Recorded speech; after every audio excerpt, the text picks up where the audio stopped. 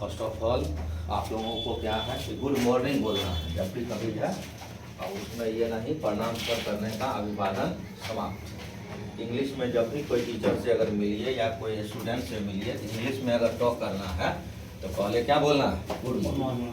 कोई भी हो, चाहे बड़ा हो चाहे छोटा हो, चाहे कोई भी आदमी, चाहे ऑफिसर क्लास का क्यों नहीं हो, सबको गुड मॉर्निंग कर। कहीं भी कहा गया इंग्लिश में first of all you meet somebody you must speak only for good morning, only केवल गुड। चलिए, पढ़ा रहे थे हम आप लोगों को, सिस्टम में पढ़ा रहे थे। उसमें मैंने मॉडर्न सिस्टम हो गया था, एनिशिएंट सिस्टम भी वर्ब का मैंने पढ़ा दिया कल, ट्रांजिटिव वर्ब और इंट्रांजिटिव। ट्रांजिटिव वर्ब कैसे समझेंगे, इंट्रांजिटिव वर्ब कैसे समझेंगे, इसके विषय में कल मैंने बताया।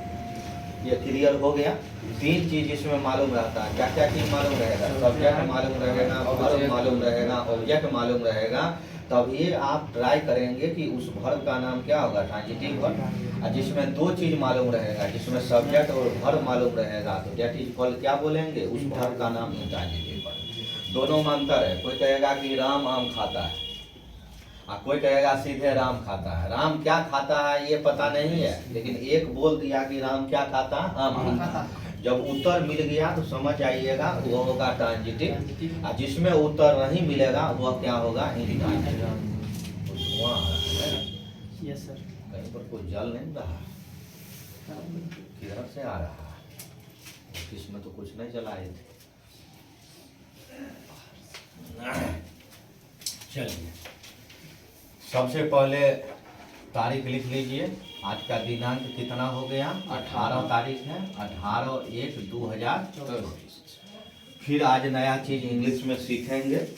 चैप्टर का नाम क्या है, बेसिक फंडामेंटल। क्या है, basic, FUNDAMENTAL, fundamental, basic fundamental. Basic fundamental में अब तीसरा अध्याय चल रहा है वर्ब में, जिसका नाम है ट्रेडिशनल सिस्टम, TRADITIONAL। कौन सिस्टम, ट्रेडिशनल, SYST। अंग्रेजी में नाम क्या है, ट्रेडिशनल सिस्टम। अब आपसे पूछा जाएगा कि ट्रेडिशनल सिस्टम का हिंदी नाम क्या होता है, तो आप क्या लिखोगे, परंपरागत। क्या लिखोगे हिंदी में, परंपरागत पद्धति। क्या लिखेंगे, परंपरागत पद्धति। अंग्रेजी में कौन सिस्टम बोलते हैं, ट्रेडिशनल सिस्टम। पद्धति कैसे लिखते हैं, प में ध लगा देते हैं, पद्धति। यानी कौन पद्धति अभी सीखेंगे, यानी ट्रेडिशनल। क्या उच्चारण में पढ़ेंगे, ट्रेडिशनल सिस्टम। कौन सा टॉपिक हो रहा है, यानी वर्ब चल रहा है, क्योंकि सब्जेक्ट हो गया, वर्ब का क्लास हो रहा है। तो लिखेंगे इन इंग्लिश ग्रामर। क्या लिखेंगे आंसर में, इन इंग्लिश ग्रामर। ग्रामर का स्पेलिंग याद है, GRAMMAR। इसका मतलब हो गया अंग्रेजी व्याकरण। TRADITION,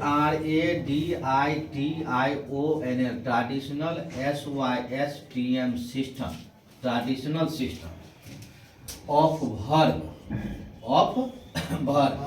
is divided into two parts। कितने भागों में बांटते हैं ट्रेडिशनल सिस्टम को वर्ब में, यानी दो भागों। दो का अंग्रेजी क्या होता है, टू। तो आपको मैंने क्लासिफिकेशन पढ़ाया था वर्ब का। अब जितना भी आपने पढ़ा है, मॉडर्न को भी दो भागों में बांटा गया, एनिशिएंट को भी दो भागों में बांटा गया, ट्रेडिशनल को भी दो भागों में बांटा गया, इंडिविजुअल को भी दो भागों में बांटा गया। कुल मिला के वर्ब आपको पढ़ना है 8। यही बात समझ लीजिए। आपको मैंने हेल्पिंग वर्ब की जानकारी मैंने विस्तार से दे दिया, 24 को कैसे होता है, मेन वर्ब की भी जानकारी दे दिया। कल की क्लास में ट्रांजिटिव वर्ब की जानकारी दिया और इंट्रांजिटिव वर्ब की जानकारी दिया। कुल मिला के क्या वो अभी हो गया 4। अब दूगो ई जोड़ेंगे तो क्या वो होगा 6। ये कौन सिस्टम का अभी क्लास हो रहा है, ट्रेडिशनल सिस्टम। एक का नाम है, याद रखिएगा, जिसका नाम है STRONG, स्ट्रॉन्ग वर्ब। और दूसरा का नाम है WAK, वीक वर्ब। बिल्कुल इजी है। जो ये डिफिकल्ट था वह आपका मॉडर्न था, लेकिन इसके बाद सारा आसान है। क्या नाम है? स्ट्रॉन्ग। स्ट्रॉन्ग का मतलब क्या होता है? मजबूत, यानी सबल क्रिया। दुर्बल, इसका हिंदी नाम मजबूत क्रिया ने लिख करके क्या लिख सकते हैं? सबल क्रिया। कौन क्रिया लिख सकते हैं? सबल क्रिया। वीक वर्ब का मतलब होता है दुर्बल क्रिया, यानी कौन क्रिया? दुर्बल क्रिया। दुर्बल मतलब समझते हैं? कमजोर नहीं कहते हैं। यह लड़का पढ़ने में काफी दुर्बल है। तो दुर्बल है का मतलब क्या? काफी कमजोर है। तो ये हो गया सबल, माने सबल लोग हैं, बेचारे पैसा से परिपूर्ण है। सबल मतलब क्या हो गया? मजबूत। और जब ये दुर्बल हो गया, इसका मतलब क्या हो गया? कमजोर। कमजोर का अंग्रेजी क्या होता है? वीक। कमजोर का अंग्रेजी क्या होता है? यही चीज लिखा है ट्रेडिशनल सिस्टम वर्ब में, लिखा है परंपरागत पद्धति में ट्रेडिशनल सिस्टम वर्ब में आपको कितने वर्गों में बांटा गया? 2 वर्गों में बांटा गया। इंग्लिश में क्या लिखे हैं? पढ़िए, in English grammar traditional system of verb is divided into 2 parts. कितने भागों में बांटते हैं? 2 भागों। पहला का नाम अगर आपसे पूछा जाएगा परीक्षा में तो आप उत्तर क्या लिख के आएंगे? Strong verb. दूसरा का अगर नाम पूछा जाएगा तो आप आंसर क्या लिखेंगे? वीक। आप लोग बच्चे से पढ़े होंगे, स्ट्रॉन्ग मतलब मजबूत हो गया, पढ़े हैं? और वीक मतलब कमजोर। कोई लड़का पढ़ने में तेज रहता है, कहते हैं भाई बहुत कमजोर है तुम, यानी बहुत वीक है। तो ये क्यों सिस्टम से आया? क्रिया बहुत पढ़े हैं, लेकिन ये जो पूछ देगा परीक्षा में स्ट्रॉन्ग वर्ब और वीक वर्ब आया कौन सिस्टम? अच्छा, तो ऑब्जेक्टिव में आप इंटर के एग्जाम में गड़बड़ा जाइएगा। तो सिस्टम याद रखिएगा ट्रेडिशनल सिस्टम। वर्ब का कौन सिस्टम पढ़ रहे हैं? Traditional system. वर्ब का हिंदी क्या है? क्रिया। तो ट्रेडिशनल सिस्टम को वर्ब में कितने वर्गों में बांटा गया? 2 वर्ग। क्या नाम लिखे हैं? पहला का नाम स्ट्रॉन्ग वर्ब, दूसरा का नाम क्या है? Weak verb. अब आपसे पूछा जाता है स्ट्रॉन्ग वर्ब का हिंदी नाम बताइए, तो सबल क्रिया। बहुत लोग मजबूत क्रिया बोलेगा, वो भी सही बोलेगा, लेकिन इंग्लिश ग्रामर में हिंदी का जो उच्चारण होगा वह सही होगा सबल। कहता है ना, यह सबल लोग हैं, बेचारे के पास पैसा वैसा सब कुछ है, बेचारे कार है, बंगला है, सबल लोग हैं। कोई आदमी दुर्बल है तो दुर्बल का मतलब क्या? कमजोर। तो वीक वर्ब का हिंदी क्या हो गया? दुर्बल क्रिया। अब बारी बारी से हम सॉल्व करेंगे। पहला को सॉल्व करेंगे। स्ट्रॉन्ग वर्ब क्या है? कोई आपसे पूछा जाएगा स्ट्रॉन्ग वर्ब क्या है, इसके विषय में बताइए। आप कैसे समझिएगा? वर्ब तो बहुत है, खाना पीना, रोना, हंसना, चढ़ना, बोलना, सब क्रिया है। कहने का मतलब है गो क्रिया है, कम क्रिया है, लाभ क्रिया है, स्माइल क्रिया है। सबका हिंदी तो जानते हैं। गो मतलब जाना, कम मतलब आना, लाभ मतलब हंसना, सबको पता है। लेकिन इसमें हमको चुनना है कि स्ट्रॉन्ग वर्ब क्या है। स्ट्रॉन्ग वर्ब के बारे में लिख लीजिएगा परिभाषा। क्या लिखिएगा? जिस मेन वर्ब का मतलब क्या होता है? मुख्य क्रिया। मेन वर्ब का कौन फॉर्म? पहला। मेन वर्ब के पहला फॉर्म के अंत में, मेन वर्ब के कौन फॉर्म के अंत में? पहला फॉर्म के अंत में पोस्ट के अंदर में लिख लीजिएगा DTMN, सब में कोमा दीजिएगा। क्या वो अक्षर लिखे हैं? इंग्लिश अल्फाबेट में 26 लेटर्स होते हैं, लेकिन 26 लेटर्स में क्या वो लेटर पोस्ट के अंदर में लिखे हैं? ध्यान दीजिएगा, समझ में आ जाएगा। क्योंकि आपको इंटर में किताब भी पढ़ना है, स्ट्रक्चर भी पढ़ना है, ग्रामर भी पढ़ना है, वोकैबुलरी भी पढ़ना है, बहुत सारा चीज है। लेकिन दिमाग में जब तक नहीं हटेगा तब तक आप कोई भी प्रॉब्लम को हल नहीं कर पाइएगा। आपको किताब दे देंगे, नहीं हल कर पाइएगा। लेकिन नॉलेज रहेगा, कॉन्सेप्ट रहेगा, धाए ऑब्जेक्टिव बना लीजिएगा। और ऑब्जेक्टिव अगर बढ़िया रह गया तो सब्जेक्टिव को कोई नहीं, सब्जेक्टिव आराम से बन जाएगा। ये ऑब्जेक्टिव के लिए सारा बता रहे हैं। जिस मेन वर्ब के पहला फॉर्म के अंत में, शुरू में नहीं कह रहा, क्या कह रहा? अंत में कौन अक्षर का नाम लिखे? DTMN रहे, DTMN रहे। परंतु फिर लिख रहे हैं DTM, N के ठीक पहले VOW भावेल्स पता है आपको ना? AEIU लिखने की जरूरत नहीं ना, ये भी लिखना पड़ेगा। VOW भावेल्स रहे तब वह वर्ब STRONG स्ट्रॉन्ग वर्ब कहलाता है। ये आपको ट्रिक बताए हैं, किताब में पढ़ेंगे केपी ठाकुर के बुक में, बहुत लंबी टिप दिए हुए, लेकिन ये आपका शॉर्टकट ट्रिक है, याद रखिएगा तो ऑब्जेक्टिव 1 नंबर का क्वेश्चन आपको हल हो जाएगा। क्या लिखे हैं परिभाषा, जिस मेन वर्ब के कौन फॉर्म है, पहला फॉर्म। मेन वर्ब के 5 गो फॉर्म होता है, जैसे गो का फॉर्म आप लोग किताब में पढ़े होंगे, तो गो, वेंट, गॉन, गोइंग, गोइंग पढ़े होंगे ना, राइट, रॉट, रिटर्न, ये सब पढ़े होंगे। लेकिन मेन वर्ब के कौन फॉर्म में ढूंढना है, पहला फॉर्म। पहला फॉर्म के अंत में ढूंढना है कि शुरू में ढूंढना है, अंत में ढूंढना। कौन कौन लेटर है, डी, डी नहीं मिलेगा तो टी, टी नहीं मिलेगा तो एम, एम भी नहीं मिलेगा तो एन। क्या वो लेटर है, 4 गो में कोई भी लेटर।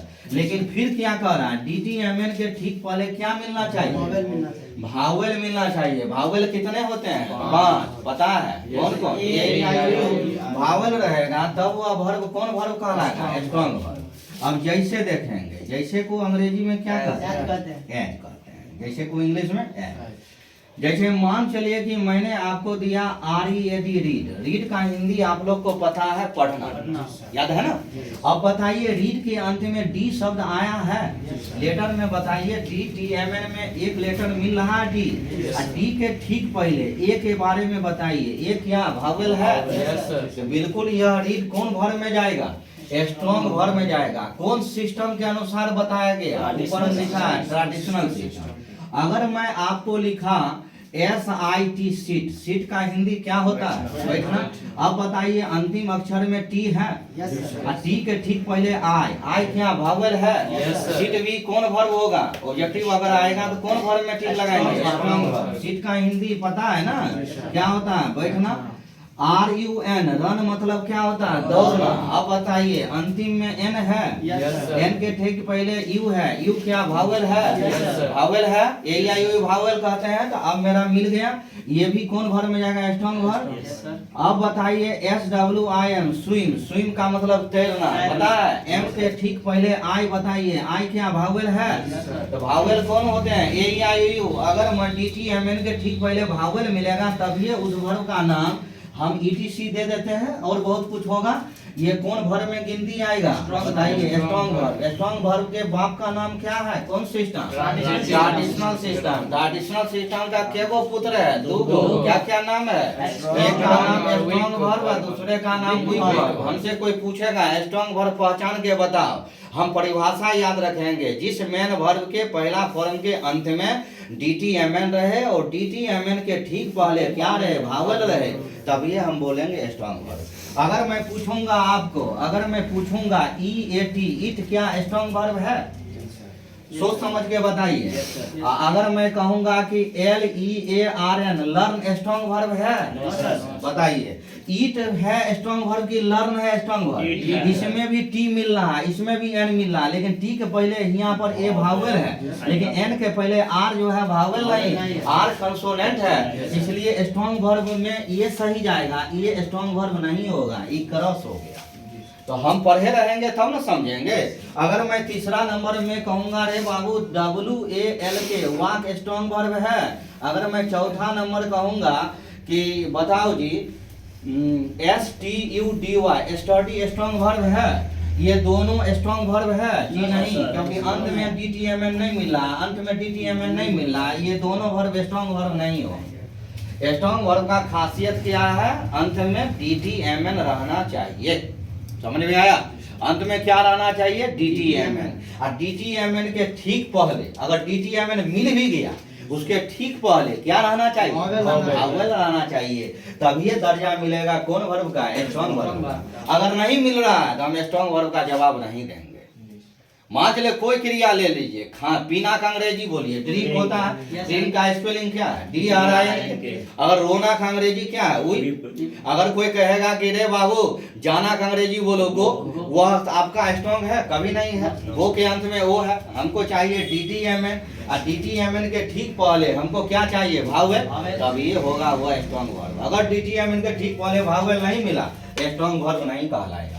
स्ट्रॉन्ग वर्ब और वीक वर्ब ये दोनों कौन सिस्टम वर्ब में आते हैं, ट्रेडिशनल। ट्रेडिशनल का हिंदी क्या होता है, परंपरागत पद्धति। इसको आपने नोट कर लिया। अगर इसमें कहीं किन्हीं को अगर ऑब्जेक्शन है तो आप पूछ सकते हैं। अगर आपको बाद में भी दिक्कत है तो हमसे आप प्रश्न राइज कर सकते हैं, क्योंकि मैं प्रॉब्लम आप ही को बताऊंगा, असाइनमेंट दूंगा, उसको हल करवाऊंगा, उसमें मेहनत करवाऊंगा। आप मेहनत करना समझ गए तो आपको कोई नहीं 100 नंबर में 95 नंबर कोई नहीं रोकेगा। लेकिन 100 मार्क्स में, लेकिन जो मैं टू द पॉइंट पढ़ाऊंगा उसको आप लोग को फेयर करनी होगी और उसको याद करना होगा। कहीं से भी क्वेश्चन आ सकता है, इन्हें समझिए कि गैस का मतलब होता है अनुमानित। अनुमानित क्वेश्चन पढ़ लिए तो हम टॉप कर जाएंगे, नहीं। गैस गैस से होता है, कोई टीचर गैस कर दिया, लोग उस पर डिपेंड है, सर का गैस क्वेश्चन लड़ गए। कभी ऐसा भी होता है कि टीचर का गैस क्वेश्चन लड़ भी जाता है, कभी ऐसा होता है लड़ता भी नहीं। आप थोड़ो पढ़े रहेंगे तो आगे जॉब के लिए आपको काम करेगा, और नहीं पढ़े रहिएगा, फांकी मारिएगा तो क्या होगा, आगे जा करके परेशानी होगा। इसको मिटा दूं? Yes sir. अब क्योंकि आगे फिर चलना है हमको, और फिर इसके बाद प्रॉब्लम अभी दूंगा 10 को बनाने के लिए। 10 में 10 नंबर कौन लाएंगे, क्लास में ही आपको पता चल जाएगा कि हम कितना % बना सकते हैं। पहले थ्योरी समझ लीजिए, थ्योरी समझ लीजिएगा, काम आपका आसान हो जाएगा। ये आया कौन सिस्टम से, ये जानकारी मिल गया, ट्रेडिशनल सिस्टम। अब दूसरा पॉइंट कौन सा है, वीक वर्ब। वीक वर्ब का हिंदी आप लोग जान गए, दुर्बल कमजोर क्रिया, यानी क्या, दुर्बल क्रिया, कमजोर क्रिया। लिखेंगे जिस मैन वर्ब के पहला फॉर्म के अंत में, स्पष्ट लिखा हुआ है, दूसरा फॉर्म नहीं कह रहा है, पहला फॉर्म। पहला का मतलब 1, पहला फॉर्म होना चाहिए। दूसरा फॉर्म में जाइएगा तो आपका पता नहीं चलेगा, गलत हो जाएगा। अंत सीधे लिखना DTMN नहीं रहे, वह STRO स्ट्रॉन्ग वर्ब नहीं, weak WEAK weak VERB verb से पहचाना। बहुत बड़ी बात बोल दिया, इसका जस्ट विपरीत बोल दिया। Yes sir. विपरीत का मतलब अपोजिट, उल्टा बोल दिया। क्या बोला, DTMN रहे कि DTMN नहीं रहे, सीधे बोलता है DTMN नहीं रहे, वह कौन वर्ब में जाएगा, वीक वर्ब में जाएगा। ये बिल्कुल आसान है। जैसे गो हो गया, COME कम मतलब आना हो गया, मान चलिए LAUGH लाख मतलब हंसना हो गया। चौथा नंबर में SING सिंग मतलब गाना हो गया। पांचवा नंबर में WEEP वीप मतलब रोना हो गया। SLEEP स्लीप मतलब सोना हो गया। WALK वाक मतलब टहलना हो गया। अगर मैं कहूँगा कि CLIMB क्लाइम मतलब चढ़ना हो गया। ये सब वर्ब है। Yes sir. और जितने भी 9 को वर्ब दिया हूँ तो आप ईमानदारी से चेक कीजिए, अंत में आपको वो 4 को लेटर का दर्शन हो रहा है। अगर दर्शन नहीं हो रहा है तो आप एग्जामिनेशन हॉल में इसको स्ट्रॉन्ग वर्ब कभी नहीं कहिएगा। उसको कौन वर्ब का दर्जा मिलेगा, वीक वर्ब। वीक वर्ब कौन सिस्टम में आया, ट्रेडिशनल।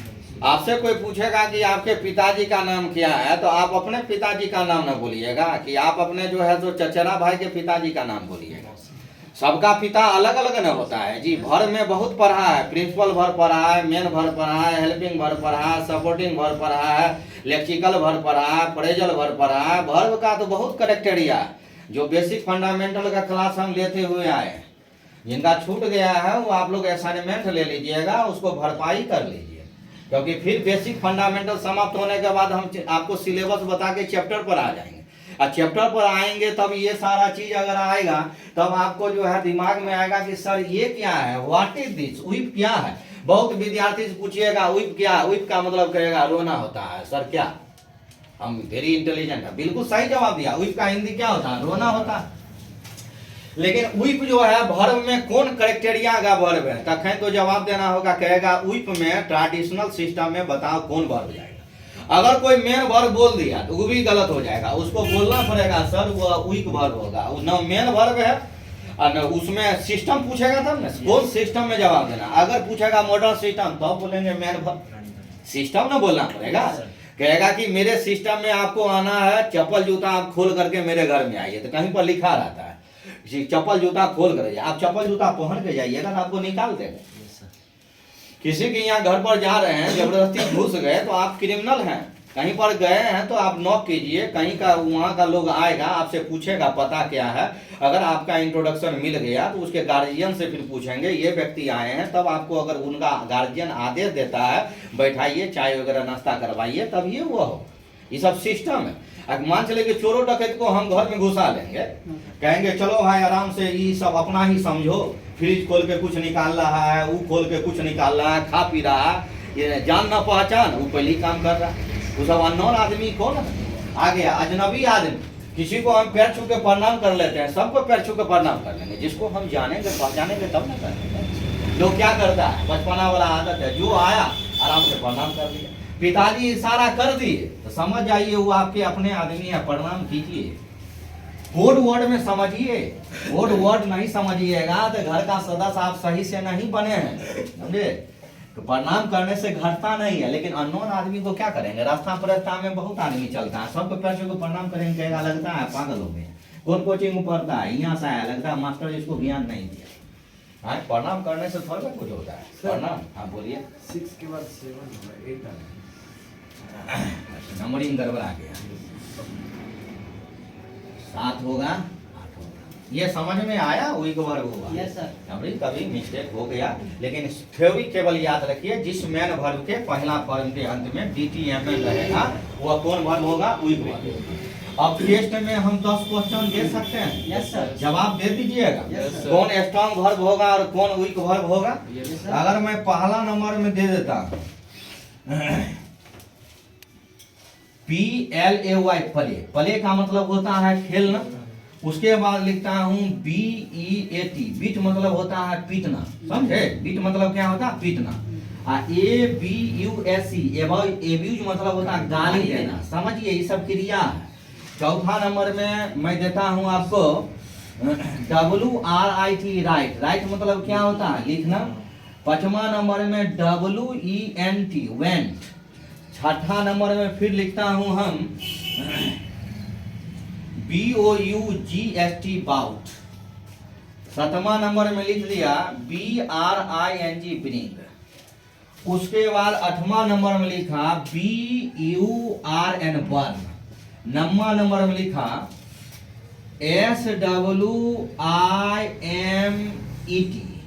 स्विफ्ट। और 10वां नंबर में लिखा SWEEP, स्वीप मतलब जानते हैं, झाड़ू लगा। वीप मतलब होता है रोना, और स्वीप मतलब होता है झाड़ू लगा। अब ये 10 गो प्रश्न में आपको सेलेक्ट करके बताइए कि कौन है स्ट्रॉन्ग वर्ब और कौन है वीक वर्ब। इतना आप जवाब दे दीजिएगा।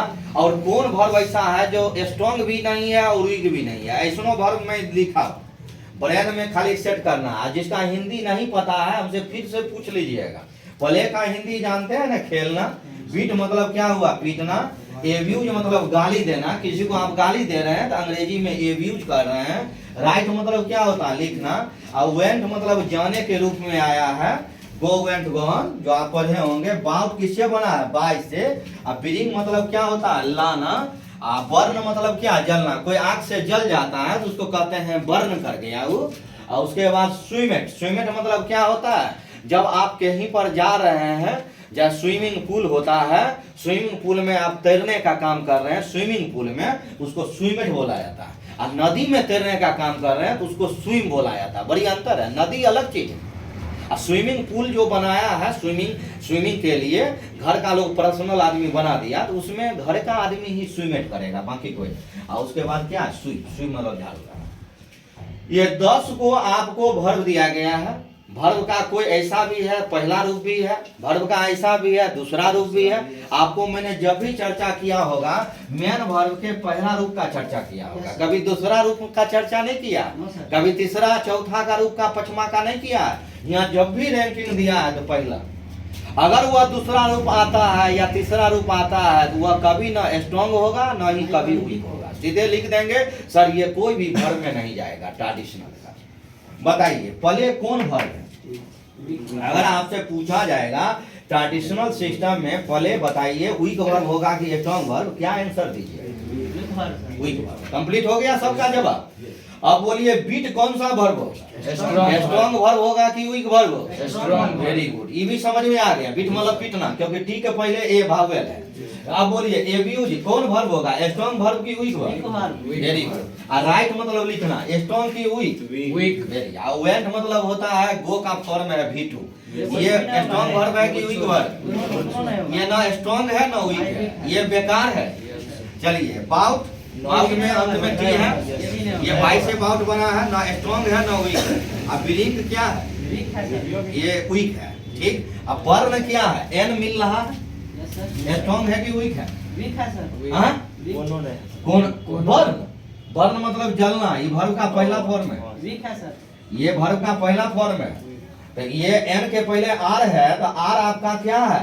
दैट इज कॉल्ड क्या है? कंसोनेंट है। तो ये आपका क्या है? ये जब भी नहीं मिला है, स्ट्रॉन्ग में नहीं गया, तो इसका मतलब वो वीक होगा, और तो कोई में जाएगा नहीं। हाँ? हाँ एन है, तब पर भी यहाँ आर में है, हम यहाँ पर ना डैमेज कर दिया। अगर भावेल रहता तो हम स्ट्रॉन्ग बोलते।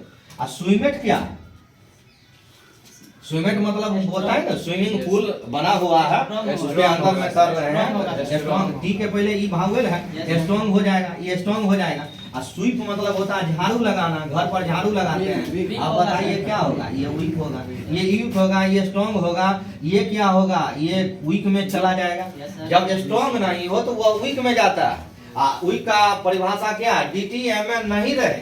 जब DTMN नहीं रहे तो वीक वर्ब से पहचाना जाता है। तो DTMN मिल रहा है, लेकिन भावेल नहीं मिला। भावेल मिल जाएगा तब तो स्ट्रॉन्ग में जाएगा।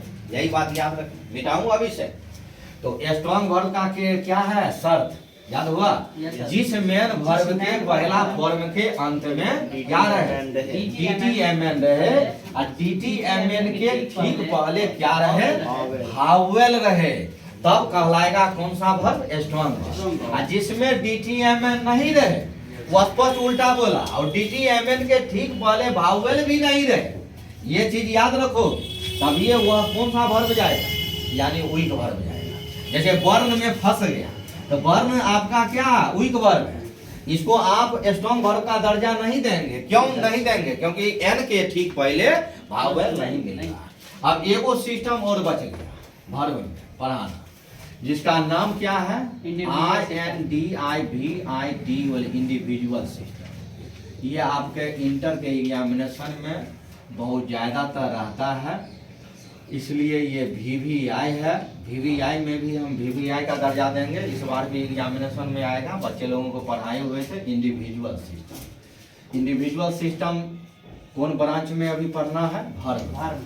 वर्ब का हिंदी क्या होता है? क्रिया। क्रिया में पढ़ना।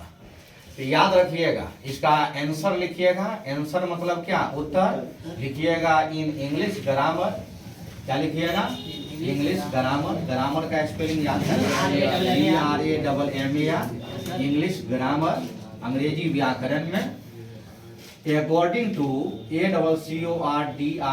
अकॉर्डिंग टू का मतलब क्या होता है? के अनुसार। According to verb. कौन सा सिस्टम? यानी लिख देंगे INDIVID individual system. Individual system में यानी वर्ब के अनुसार चलेगा। तो लिखिएगा verb is divided into. Verb को कितने भागों में बांटा गया? 2 पार्ट्स। सबको तो 2 भागों में बांटा गया है। एक का नाम क्या है? Finite verb. क्या नाम है? ये आपका एग्जामिनेशन में ऑब्जेक्टिव में रहता है, फाइनाइट वर्ब। और दूसरा का नाम है नॉन फाइनाइट। Non finite. एक का नाम है फाइनाइट वर्ब और दूसरे का नाम है non finite verb. Finite verb का हिंदी नाम जानते हैं? इसका हिंदी नाम होता है प्रत्यक्ष क्रिया, समझे? और इसका हिंदी नाम जानते हैं? अप्रत्यक्ष। अप्रत्यक्ष क्रिया। हिंदी इसलिए लिख देता हूँ कि जानकारी के लिए, क्योंकि हिंदी भी आपको 100 नंबर पढ़ना। उसके लिए प्रत्यक्ष क्रिया अप्रत्यक्ष क्रिया इसमें जान ली जाइएगा तो हिंदी व्याकरण भी इजी हो जाएगा। तो क्या मैं बताया कौन सिस्टम में अभी चल रहे हैं? बोर्ड पर लिखा हुआ इंडिविजुअल सिस्टम। किसमें इंडिविजुअल सिस्टम पढ़ना? नाउन में पढ़ना है कि वर्ब में? नाउन भी चैप्टर आपको पढ़ाएंगे, लेकिन अभी आपका स्टार्टिंग क्लास है, ये बेसिक फंडामेंटल है, थोड़ा सीखिए। अंग्रेजी व्याकरण में वर्ब के अनुसार इंडिविजुअल सिस्टम जो है उसको 2 वर्गों में बांटा गया। कितने भागों में बांटा गया? 2 भागों में। कहेगा उत्तर बोलो तो कभी स्ट्रॉन्ग वर्ब वीक वर्ब नहीं बोलोगे, नहीं तो गलत हो जाएगा। स्ट्रॉन्ग वीक तो आया आपका ट्रेडिशनल, सबका ब्रांच अलग अलग है। मेरे चाचा जी हैं तो उनका बेटा 3 गो है, तो मेरे पापा जी का बेटा 2 गो है, तो हम 2 भाई हुए, उनका 3 भाई हुए, तो सबका ब्रांच अपना अपना है। तो ये कौन सिस्टम में चल दिया? Individual system. इंडिविजुअल सिस्टम में वर्ब के कितने ब्रांच हुए? 2। एक का नाम क्या हो गया? Finite verb. दूसरे का नाम क्या हो गया? Non finite verb. Finite verb का हिंदी नाम क्या हो गया? प्रत्यक्ष क्रिया। और नॉन फाइनाइट वर्ब का हिंदी नाम क्या हो गया? अप्रत्यक्ष क्रिया। अब बारी बारी से जान लीजिए। पहला को हम हल करते हैं, ध्यान दीजिएगा, समझ में आ जाएगा ये भी। फाइनाइट वर्ब क्या है?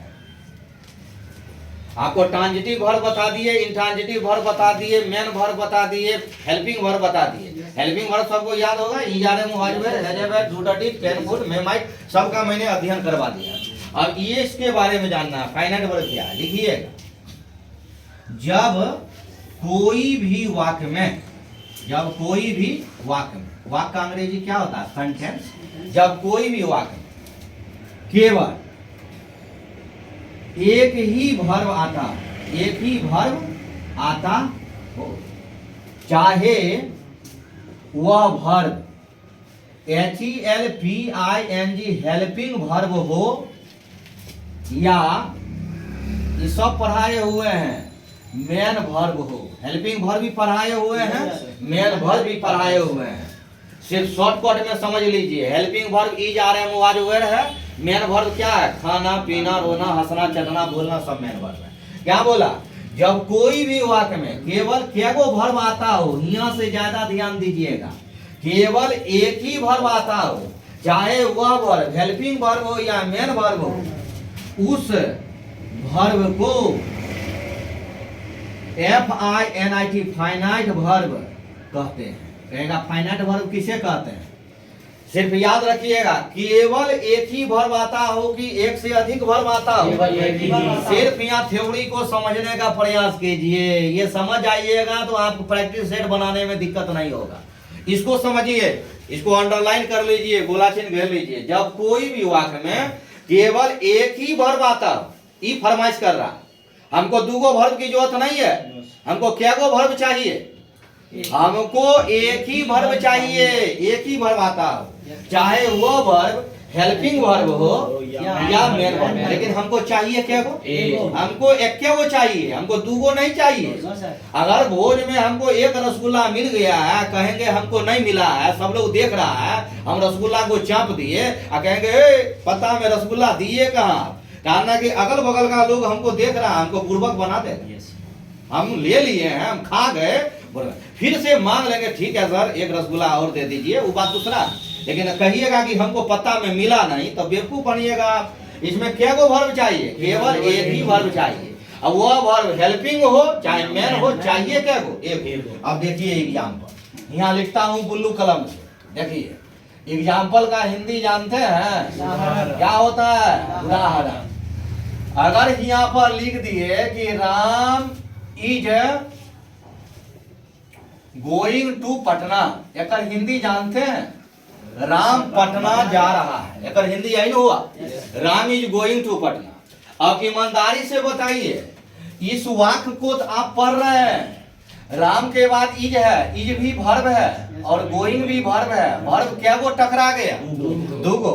क्या यह वाक्य जो है इसमें फाइनाइट वर्ब काज करेगा? कभी नहीं काज करेगा, क्योंकि वर्ब का काउंटिंग हमको चाहिए केवल एक, लेकिन वर्ब का काउंटिंग क्या वो हो रहा है?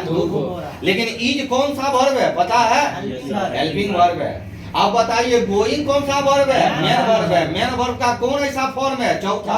चौथे फॉर्म में ना आईएनजी लगाते हैं। गो का चौथा क्या होगा? गोइंग। राइट का क्या होगा? राइटिंग। अब प्ले का चौथा पूछेगा क्या होगा? प्ले। आखिर वर्ब के खानदान में ना है तो वर्ब तो दूगो आ गया। कहेगा क्या इस वाक्य में वर्ब जो है फाइनाइट वर्ब होगा? जी नहीं, क्या को वर्ब आ गया? दूगो। अगर हम ठीक इसी प्रकार अगर दूसरा वाक्य अगर हम लिखें कि Ram EATS eats a mango, एकर हिंदी हुआ राम एक आम खाता, एकर हिंदी आई हुआ। अब बताइए इस वाक्य में वर्ब कहाँ है? इट्स। वर्ब क्या गो आया है? मात्र एगो। इसमें एक ही वर्ब आया है, इसलिए इस वाक्य में फाइनाइट वर्ब कार्य करेगा। इसको लिख करके अंग्रेजी में क्या लिखेंगे? Finite verb. इसको लिखेंगे, इस दोनों को लिख करके लिख देंगे no FINIT finite verb. Answer दे दीजिएगा एग्जामिनेशन में, नन ऑफ दीज में दीजिएगा, नहीं तो उसमें गड़बड़ा जाइएगा, क्योंकि वर्ब का 4 नंबर का सवाल रहता है फाइनल एग्जाम। याद रखिएगा मॉडल हेल्पिंग वर्ब से भी 3 नंबर का रहता है, 4 3 7 नंबर का रहेगा ऑब्जेक्टिव। इसलिए मेहनत तनिए कर लीजिए अभी, क्या मैं बताया, 2 गो वर्ब मिल जाए या 3 गो वर्ब मिल जाए तो उसमें फाइनाइट वर्ब नहीं रहेगा। No sir. आ क्या गो वर्ब मिलेगा तो फाइनाइट वर्ब एक रहेगा, वर्ब। केवल एक। अगर आपको तीसरा नंबर वाक्य में अगर कहा जाए कि राम इज रिच, एकर हिंदी क्या हुआ, राम अमीर है। रिच मतलब क्या हुआ, अमीर धनी जो बोल रहे हैं बोलिए। लेकिन अब बताइए इस वाक्य में वर्ब क्या गो आया, एक आया, वो भी वर्ब कौन सा, हेल्पिंग। यहाँ कह रहा हेल्पिंग वर्ब हो या मेन वर्ब हो, लेकिन वर्ब कितना चाहिए, एक। क्या इसको फाइनाइट वर्ब का दर्जा मिलेगा, Yes, sir. बिल्कुल मिलेगा, दौड़ेगा ये। लेकिन वर्ब की संख्या क्या हुआ इस वाक्य में, एक। यही चीज समझना है, गरीब हो चाहे अमीर हो, सब मेरे भाई हैं, सब लोगों के लिए मेरा दरबार खुला हुआ है। लोग कहता है ऐसे आदमी, अब बहुत लोग गरीब से घृणा करता है, कहता है गरीब को नीचा में बैठाओ, अमीर को कुर्सी टेबल पर बैठाओ, वो बेवकूफ है। सब के लिए बराबर है, जब मानव एक है तो वो भी तो मानव है, गरीब अमीर तो भगवान का ही दिया हुआ। घृणा किस बात का करते हो। अब आपसे पूछा जाएगा चौथा नंबर सेंटेंस, जवाब दीजिएगा। Yes sir. अगर मैं कहूंगा Ram will SING sing a song, Ram एक गीत गाएगा। अब बताइए इस वाक्य में वर्ब आपका एगो विल आया है और एगो सिंग आया है, 2 गो वर्ब है। क्या इस वाक्य में फाइनाइट वर्ब रहेगा, उसको आप रहने दीजिएगा, नहीं, कि दोनों वर्ब को घेर दीजिएगा परीक्षा हॉल में। आंसर क्या लिखिएगा, फाइनाइट की no finite, no finite verb. जिस स्टाइल में हमने लिखा है उसी स्टाइल में आप भी लिख लीजिए, और लिखने के बाद घर पर जाइएगा पढ़िएगा तो सुविधा होगा। अगर क्लास छूट गया है तो वहाँ पर वीडियो चल रहा है, आप उसका वीडियो सुन करके भी तैयारी कर सकते हैं, इजी हो जाएगा। यहाँ तक में कहीं किन्हीं को दिक्कत है तो पूछ लीजिए, ये सब थ्योरी है। जैसे आप लोग केमिस्ट्री पढ़ते हैं, कोई आपको कहेगा मीथेन का क्या होता है फार्मूला, तो CH4 होता है, कॉन्फिडेंस के साथ बोलते हैं। अगर कहेगा नहीं सर H2SO4, अरे गधा H2SO4 सल्फ्यूरिक अम्ल का होता है, HNO3 नाइट्रिक अम्ल का होता है, पोटासियम का परमाणु संख्या 19 होता है। कोई बता दिया हमारा 15 होता है, 15 के नाम मान लेंगे। अगर पढ़े हुए तो लड़ जाएंगे उससे, और नहीं पढ़े रहेंगे तो ठग लेगा हमको, कहेगा फास्फोरस का 19 होता है। अरे फास्फोरस का P संकेत है, इसका परमाणु संख्या 15 होता है, एल्युमिनियम का 13 होता है। जानकारी रखेंगे तब ना, यही जानकारी रखिए इंग्लिश ग्रामर में। जब ये कहेगा फाइनाइट वर्ब में बताओ तो कोई भी वाक्य में क्या गो वर्ब आएगा, एगो वर्ब आएगा सब, चाहे वो हेल्पिंग हो चाहे मैन हो। 2 गो वर्ब आ गया, टकरा गया तो वो समझिए फाइनाइट वर्ब नहीं हो। तो ये सब चीज को रिवीजन करिएगा घर पर जाके, तो इससे क्या होगा, दिमाग में कुछ चीज 4 आना अभी यहाँ हट गया है, तो घर पर जाइएगा तो 12 आना हट जाएगा। लेकिन पढ़िएगा तो, नहीं पढ़िएगा कॉपी ओनाइते मुनले छोड़ दीजिएगा। जना आए हैं कॉपी मुनल छोड़ दिए और साथी संगत में लग गए, तो 11वीं हुआ है, फर्स्ट ईयर इधर रेस्ट ईयर, 12वीं नहीं होता है। इसमें लेबर करना पड़ेगा, मेहनत, क्योंकि फिर आपकी एग्जाम फरवरी में होगी, पता है ना। उसके लिए अभी से जी जान लगाइएगा तब ना नंबर उठाइएगा, और नहीं लगाइएगा तो राम नाम कहता है क्या सत्य है, और सबको यही क्या कहते हैं।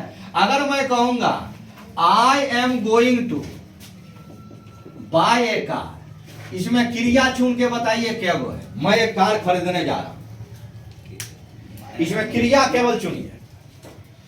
क्रिया चुन लीजिएगा तो हम समझ जाएंगे आप इस वाक्य में वर्ब चुनना जानेंगे। तो शुरू वाला तो सब्जेक्ट होता है, ये तो फिक्स है, ये तो भैया सब्जेक्ट है, ये तो सब्जेक्ट है। अंत वाला भैया जो आता है वो ऑब्जेक्ट है। ये 2 गो जानकारी हमेशा याद रखो, शुरू अंत, शुरू सब्जेक्ट और अंत में ऑब्जेक्ट, ये तो हमेशा याद रखो। अब बीच वाला वर्ब आएगा, कौन कौन, एम है, गोइंग है, बाय। क्या गो वर्ब आ गए, क्या इस वाक्य में फाइनाइट वर्ब होगा, यो भूल से नहीं होगा। हमको चाहिए एगो, यहाँ लिख रहा 3-3, इसमें याद रखिएगा। अंडरलाइन कहां से कीजिएगा, यहाँ से लेके यहाँ तक। आंसर में क्या दीजिएगा, no FINIT finite verb, answer हो, आंसर लिखिए, देख लिए।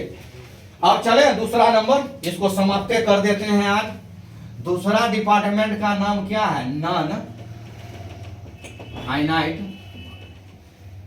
इसका हिंदी नाम तो बता दिए थे, क्या बताए थे याद है, प्रत्यक्ष की अप्रत्यक्ष, अप्रत्यक्ष। कोई आदमी आपको प्रत्यक्ष रूप से सामने खड़ा हो जाएगा, और कोई आदमी आपको साथ नहीं देगा। अगर आपको कोई धक्का मार दिया है, अगर तो वो आपका गवाह में रखिएगा तो कहेगा नहीं, पुलिस आ गया तो कहेगा नहीं हम नहीं देखे हैं, नहीं जानते। और जो आदमी प्रत्यक्ष खड़ा हुआ समझ जाइए उसका आपका प्योर आदमी है, वो आपको समझ रहा है। बहुत आदमी पैर पीछे कर लेता है, पैर पीछे नहीं करना। नॉन फाइनाइट वर्ब क्या है? लिखिएगा, जब कोई भी वाक्य में, हम हिंदी में लिख रहे हैं कि आप समझ जाइए, अंग्रेजी में तो हम आपका एग्जाम्पल देंगे। जब कोई भी वाक्य में एक से अधिक वर्ब आता हो, उसमें बोला केवल एक ही वर्ब आता हो, यस सर। एक से अधिक वर्ब आता हो, कोष्ठ के अंदर में बंद कर लीजिए, एक से अधिक वर्ब आता हो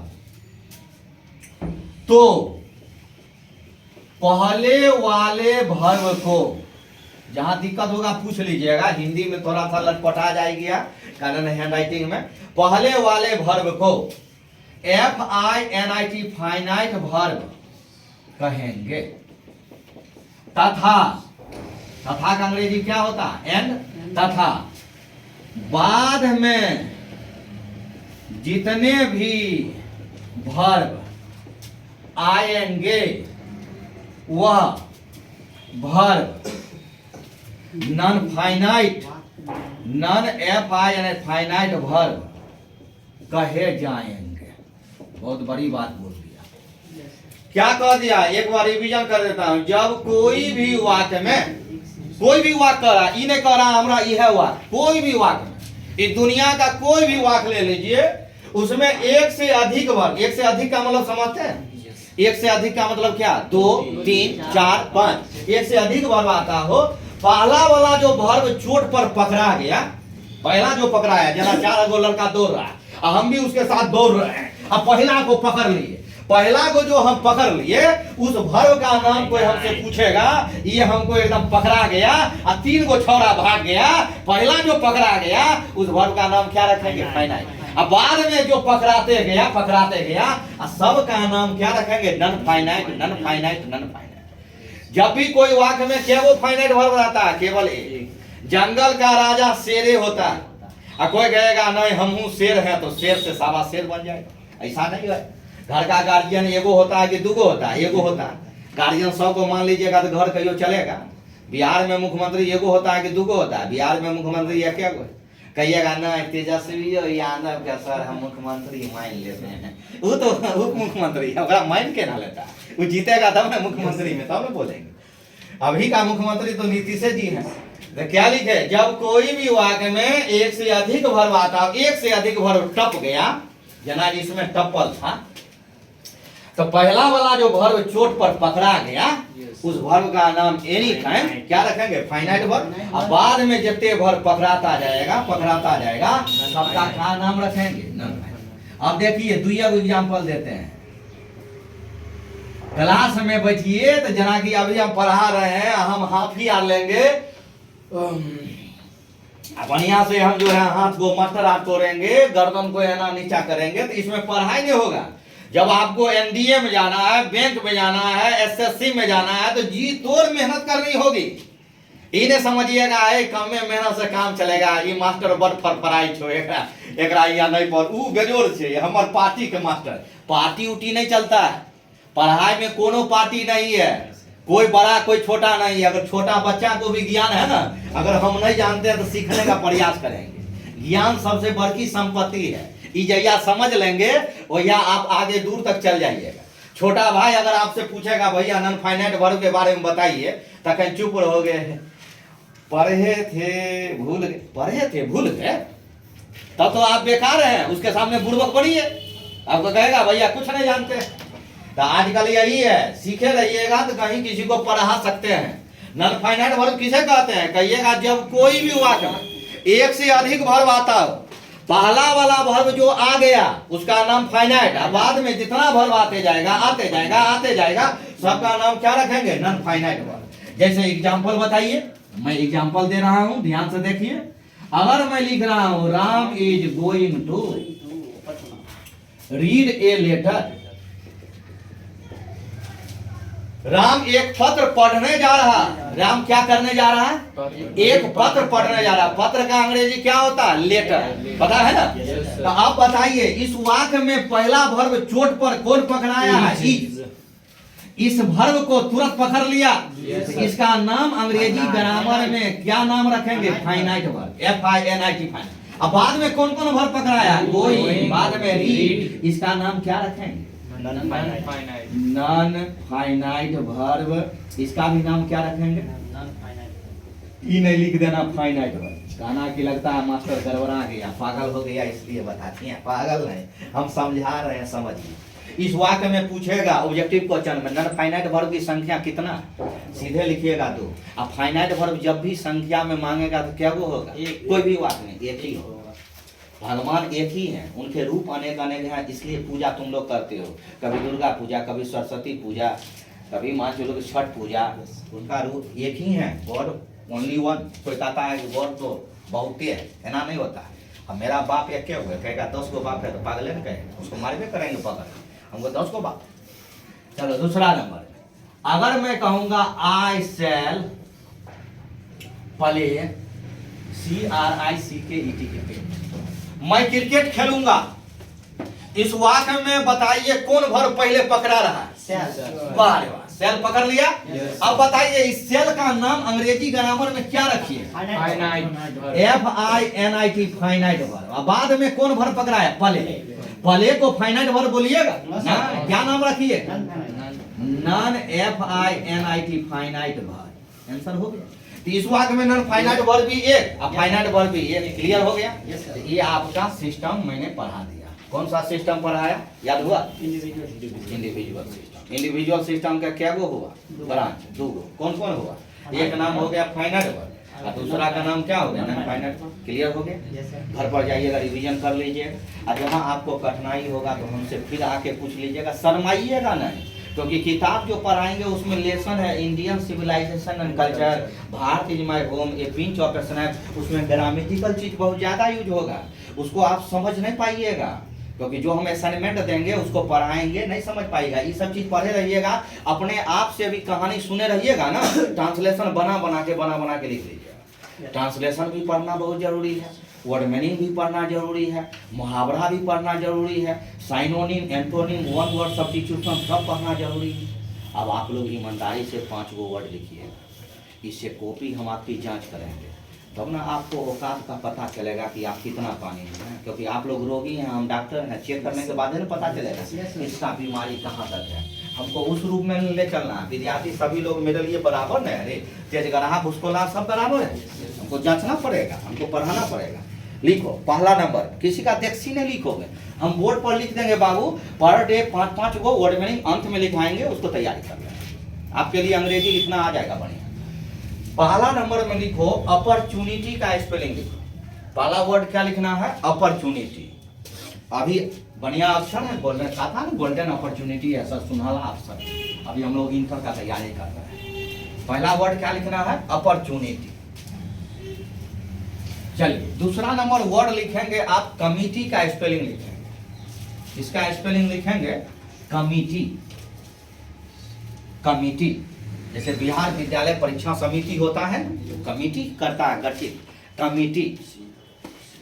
और तीसरा नंबर में लिखेंगे ट्यूशन का स्पेलिंग। अभी आप आए हैं ट्यूशन पढ़ने के लिए, इंग्लिश पढ़ने के लिए आप आए हैं लक्ष्य लेके, तो उसको आपको क्या कहना है? ट्यूशन। ट्यूशन का स्पेलिंग। उसके बाद लिखेंगे आप टारगेट का स्पेलिंग। कहते हैं ना सर इंग्लिश का टारगेट है, इंग्लिश पढ़ना है, टारगेट। क्या लिखना है? टारगेट। टारगेट जिसको बोलते हैं। उसके बाद लिखिएगा मैं आपके यहाँ कन्फर्म आऊंगा सर। कन्फर्म का स्पेलिंग, कन्फर्म मतलब कि निश्चित। कन्फर्म का स्पेलिंग लिखना, किसका स्पेलिंग लिखना है? कन्फर्म का। कन्फर्म का हिंदी क्या होता है? निश्चित, कन्फर्म। चलिए कॉपी आप लोग दीजिए।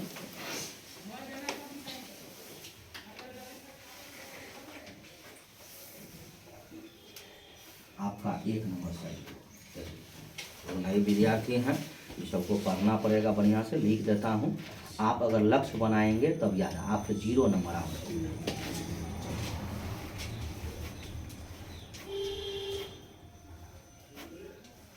आपका 5 में 5 कॉपी झाँप लीजिए आप। ठीक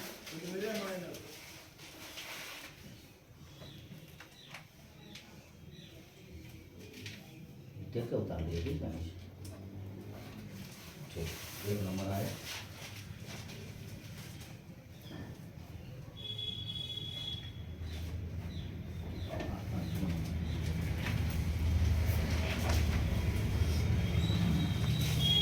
हाँ, कोई बात नहीं।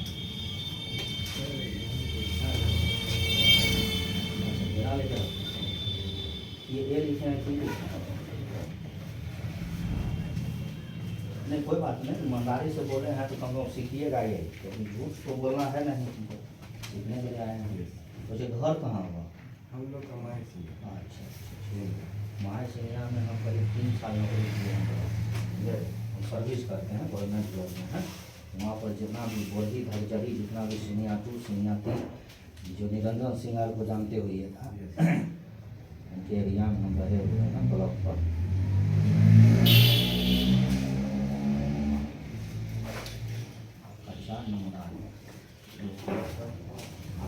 मैं लिख देता हूँ, समझे। आप प्रत्येक दिन चिंता नहीं करना है, वर्ड मीनिंग को सही करना है। कारण है कि इंटर के एग्जाम में 3 नंबर का मिस सस्पेक्ट वर्ड पूछता है। इस बार भी क्वेश्चन आपको बता देंगे, एग्जाम होगा। मेरे पास क्वेश्चन है, लेकिन क्वेश्चन कल से रखेंगे, आपको इसलिए दिखाएंगे विश्वास के लिए कि आप देखिए 2023 में जो पूछा गया, 2022 में जो पूछा गया, क्वेश्चन देखने के बाद आपको आइडिया हो जाएगा, नहीं हमको तैयारी करना है। जो स्पेलिंग गलत हुआ, सबसे हाईएस्ट नंबर आया 5। आज का टॉपर विद्यार्थी, नाम क्या है आपका? अमित कुमार। अमित कुमार आज का टॉप कर गया। इसी प्रकार आप लोग एक लक्ष्य बनाइए, लक्ष्य बनाइए, हमको भी टॉप करना है। पहला वर्ड क्या बोल रहा है? अपॉर्चुनिटी। देखिए स्पेलिंग लिख लीजिए, OPPORTUNITY। इंटर 2017 में पूछा गया है, देख लीजिएगा क्वेश्चन। अपॉर्चुनिटी का हिंदी होता है अवसर, याद कर लेंगे। चलिए दूसरा नंबर बोले, कमिटी। COMMITTEE, committee. कमिटी का हिंदी होता है समिति। स्पेलिंग याद कर लीजिए, बड़ी लाजवाब है। ये 2016 में आया हुआ है। क्वेश्चन बैंक आप खरीदिएगा इंटर में तो आपको हम सब झलका देंगे। COMMITTEE, स्पेलिंग देखिए, MMTTEE, लाजवाब वर्ड है। आगे बोल। ट्यूशन। ट्यूशन का स्पेलिंग TUITION, ट्यूशन। स्पेलिंग देख लीजिए, TUATION नहीं, TUITION। आगे बोल। टारगेट। हाँ target, Yes, sir. TARGET, target. Target मतलब जानते हैं ना, लक्ष्य।